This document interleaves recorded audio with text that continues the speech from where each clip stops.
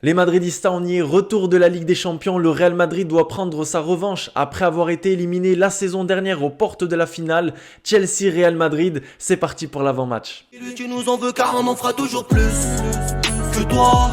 Hola les Madridistas, c'est Nono, j'espère que vous allez bien. On se retrouve dans une nouvelle vidéo spéciale Ligue des Champions. Toujours un plaisir de vous retrouver pour ces before, pour ces matchs, ces chocs de quart de finale Chelsea-Real Madrid. Comme je vous l'ai dit dans la petite intro, on doit vraiment prendre notre revanche. Alors effectivement, c'était pas rassurant ce qu'on a vu ce week-end. Du côté de Chelsea non plus, avec cette défaite 4-1 à domicile à Stamford Bridge. Stamford Bridge, j'y serai demain les Madridistas. Très heureux de vous dire que vous allez voir du contenu sur TikTok, sur Instagram. N'hésitez pas à m'ajouter. Et sur YouTube, n'hésitez pas à vous abonner si vous découvrez cette vidéo. Il y aura des vlogs, il y aura des lives sur Instagram, il y aura des vidéos TikTok.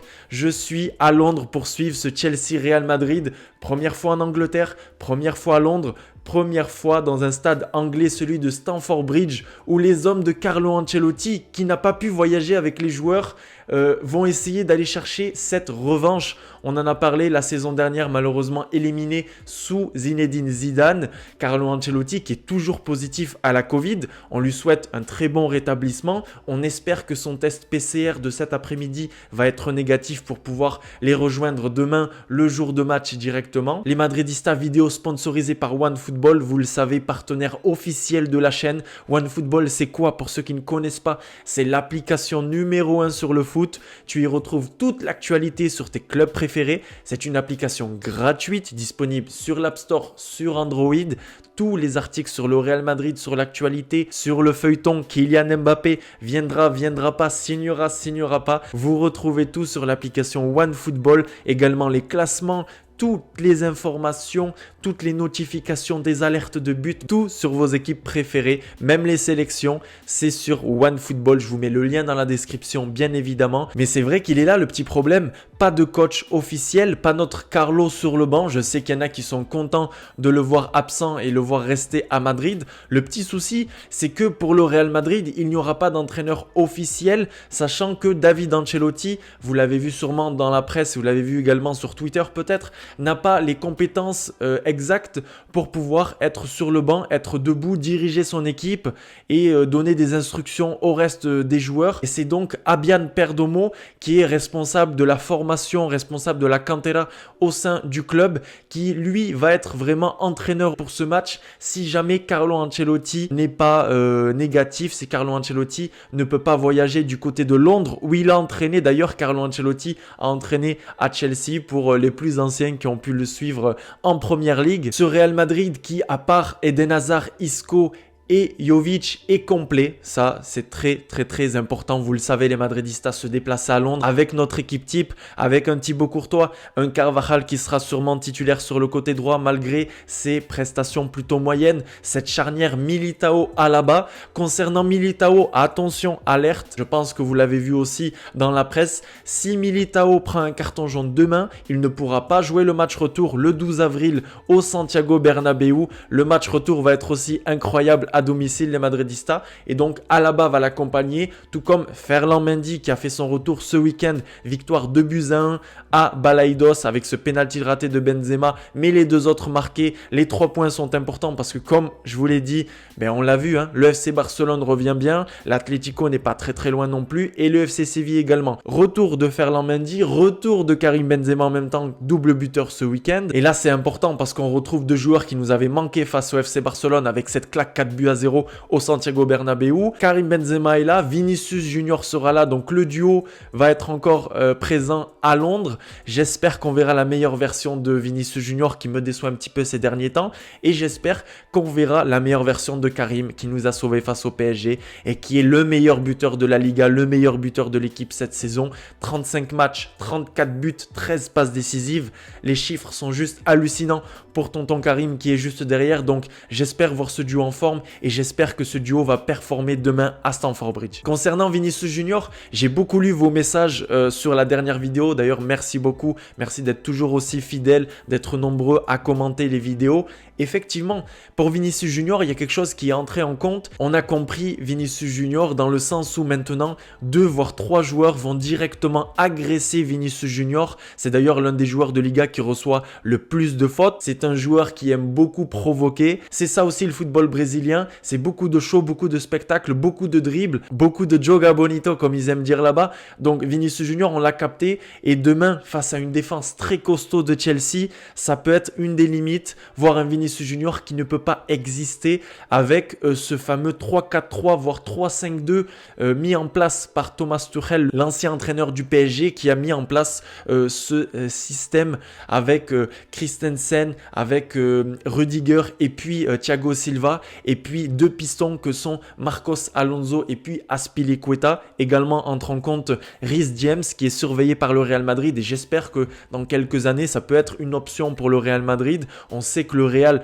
malheureusement, on l'a beaucoup dit, veut garder un certain Dani Carvajal avec Odriozola et Lucas Vazquez. Donc ça sert à rien les madridistas de me dire à chaque fois oui Pedro Porro, oui Hakimi, etc.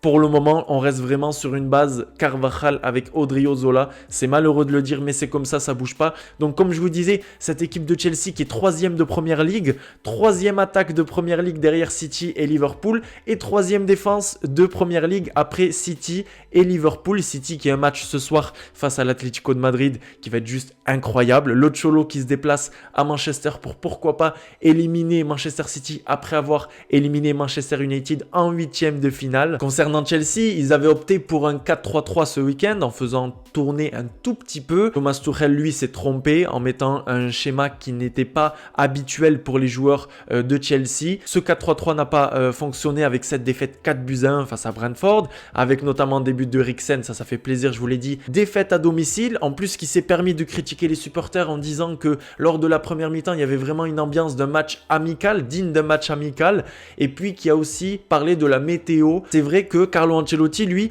quand il perd des matchs, il est honnête, même si le Real Madrid n'a perdu que 3 matchs cette saison en Liga, face à l'Espagnol, face au FC Barcelone et puis face à Getafe. On a un Carlo Ancelotti qui dit qu'il s'est trompé, que le schéma n'était pas bon, qu'il s'est trompé dans ses choix en deuxième mi-temps, etc. Concernant donc ces choix de Carlo Ancelotti, je pense qu'on va voir cette équipe classique, comme je vous l'ai dit, avec défense classique et Thibaut Courtois, un excellent Thibaut Courtois en ce moment. Et au niveau du milieu de terrain, c'est ça que je vais vous poser, moi, les madridistas, comme question. Est-ce qu'on sacrifie Kroos, comme on a pu le voir dans la presse, notamment sur Marca et sur AS, et on part sur un milieu Casemiro, Valverde, Luka Modric, comme on a pu le voir cette saison? Est-ce qu'on garde les 3, Casemiro, Kroos, Modric, et puis on vient sacrifier un Marco Asensio qui est vraiment très moyen et un Rodrigo qui est moyen? Il faut être honnête, honnêtement, moi, avant j'avais beaucoup, si vous avez regardé les vidéos, de bonnes vibes concernant Rodrigo, mais malheureusement, je me rends compte que c'est un joueur qui est bien remplaçant de luxe, qui est bien pour jouer 30-25 minutes, mais dans des matchs comme ça, effectivement, je préfère rentrer avec Valverde en tant que 4e milieu, et puis mettre un Vinicius Junior avec Karim Benzema, peut-être Valverde un peu plus excentré, on verra bien. Et ce qui est dommage, c'est là que c'est vraiment dommage, pourquoi ne pas tenter un Gareth Bale? J'en suis sûr que dans un match comme ça, il peut venir faire la différence sur sa vitesse, sur un coup franc comme avec les Pays de Galles. Pourquoi pas sur une frappe? Vous avez vu la frappe du mec. Pourquoi pas un Gareth Bale? Même si je pense que les chances pour lui de jouer sont très réduites, sont très petites. Je pense que Carlo Ancelotti va sacrifier Marco Asensio ou Rodrigo. Et puis j'espère qu'il va le pouvoir voyager dès demain. Les Madridistas, cette équipe de Chelsea qui était sur une très bonne lancée, une équipe qui encaisse très peu de buts, une équipe qui sur les 6 derniers matchs de Ligue des Champions à Stamford Bridge a encaissé 0 but. 0 but encaissé sur les 6 derniers matchs de Ligue des Champions. C'est très solide cette équipe de Chelsea de Thomas Tuchel, qui est d'ailleurs l'actuel tenant du titre de cette Ligue des Champions après avoir gagné Manchester City. Donc les Madridistas, demain pas de révolution a priori pour Carlo Ancelotti et pour son 11 avec une équipe classique que l'on voit tout le long de l'année. Attention à Militao qui peut perdre le match retour, s'il prend ce carton jaune, j'espère qu'il va faire le maximum. De toute façon, Carlo Ancelotti ne va pas aller titulariser un Nacho pour éviter cette suspension au Brésilien Militao. En face, on va vraiment retrouver ce 3-4-3 ou ce 3-5-2. Comment perforer cette défense très solide avec ses 3 centraux? C'est vraiment la question. Comment va faire cette équipe du Real Madrid? Je me pose beaucoup de questions à quelques heures de ce match. On est un peu plus de 24 heures de ce match. Les Madridistas, à la Madridina Damas, c'est tout pour cet avant-match. On va vraiment retrouver 2 équipes classiques. Il n'y aura pas de révolution de la part des 2 coachs. On verra si Carlo Ancelotti sacrifie Marco Asensio ou bien Rodrigo, ou si Toni Kroos va être remplacé par Fede Valverde, qui est obligatoire maintenant dans ce 11. Concernant Camavinga, j'espère le voir entrer en deuxième mi-temps. Et puis j'espère voir du beau jeu. J'espère voir une équipe qui va venir à Londres pour aller chercher la victoire. Non pas comme le match face au PSG où le Real Madrid avait été vraiment inquiétant. Le Real Madrid avait été vraiment soporifique. Le Real Madrid n'avait rien montré. Karim Benzema est de retour et c'est notre atout, effectivement. Tout à l'heure, j'étais encore chez le coiffeur et j'entendais le Real Madrid sans Karim Benzema, c'est pas grand-chose. Alors oui et non, mais en tout cas, si Karim Benzema peut aider son équipe demain et peut être vraiment le leader de cette équipe demain, mais moi je dis pas non. À la Madridina Damas, on se retrouve nous dès demain pour ce match Chelsea-Real Madrid. Je vais essayer de vous faire le débrief juste après dans la chambre d'hôtel ou peut-être aux abords de ce stade, de ce Stamford Bridge que je vais visiter, que je vais voir pour la première fois à la Madridina Damas. N'oubliez pas de me donner votre compo dans les commentaires, ça c'est très important pour voir si vous sacrifiez un milieu, notamment Toni Kroos ou Luka Modric, ou si vous sacrifiez un ailier. N'hésitez pas à vous abonner les Madridistas pour ceux qui découvrent la chaîne. N'hésitez pas à bombarder cette barre des likes, à lâcher votre like. N'hésitez pas à activer la cloche des notifications pour recevoir une alerte lorsque je sors une nouvelle vidéo. Il y aura plein de nouvelles vidéos. On va essayer de visiter le maximum de stades en 2 jours. Il y aura le vlog spécial Ligue des Champions Chelsea-Real Madrid. C'est mon premier match de Ligue des Champions notamment à la Madridina Damas et on se retrouve demain soir ou mercredi matin. Ciao les Madridistas.